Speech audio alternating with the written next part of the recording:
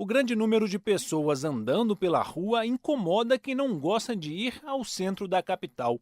O trânsito pesado, então, nem se fala. Mas ver todo esse movimento deve ser comemorado. É sinal de que o país voltou a andar depois da paralisação dos caminhoneiros, que durou 10 dias e causou muito transtorno.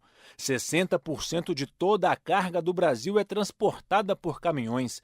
Sem eles, as filas dos postos de combustíveis ficaram enormes. Não tinha gasolina, etanol ou diesel nas bombas.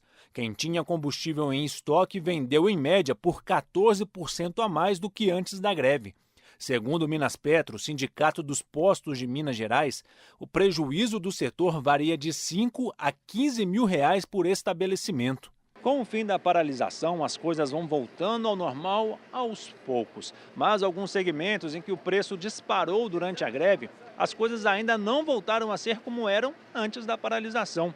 Os alimentos frescos, por exemplo, tem tido grande impacto no bolso do consumidor. Basta uma volta rápida pelo mercado central para perceber que ainda tem muito para melhorar. Tudo tá mais caro. A gente já tem ali já a quantidade de dinheiro para a gente comprar certas coisas, aí aumenta e já sai um pouco do orçamento da gente. Parece que o pessoal aproveitou um pouco e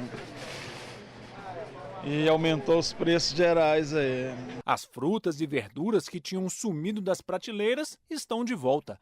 A batata, que sofreu aumento de 150% no preço durante a greve, já está custando quase o mesmo do que antes. Já o preço do ovo e das carnes está de 20% a 40% mais alto. Tivemos desperdício de produtos, tivemos prejuízos com mortandade de animais, com falta de insumos para alimentação do rebanho, por exemplo. Em 10 dias, 100 milhões de aves foram mortas por falta de ração.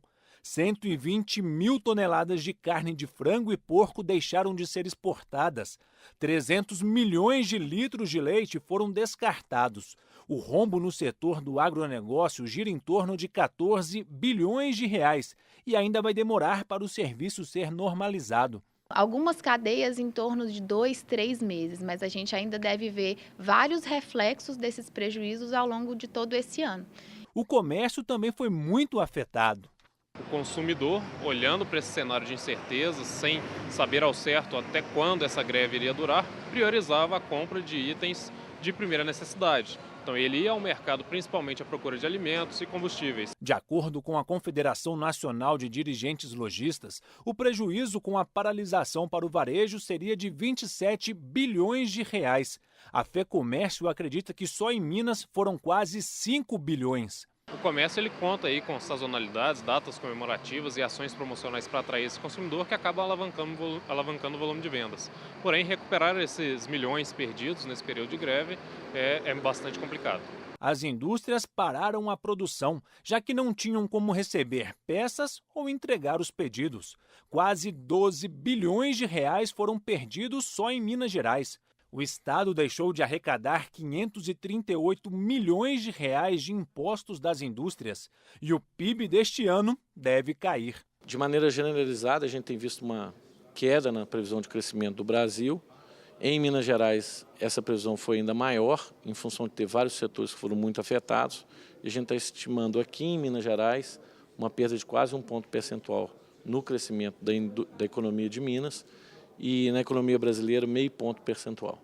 Apesar dos transtornos, a população apoiou o movimento dos caminhoneiros. Eles foram os mensageiros do recado de todos os brasileiros. O que nós temos que questionar é como aumentar a eficiência do Estado e como reduzir o tamanho do Estado para que a indústria seja mais competitiva, para que a sociedade pague menos impostos e receba mais serviços.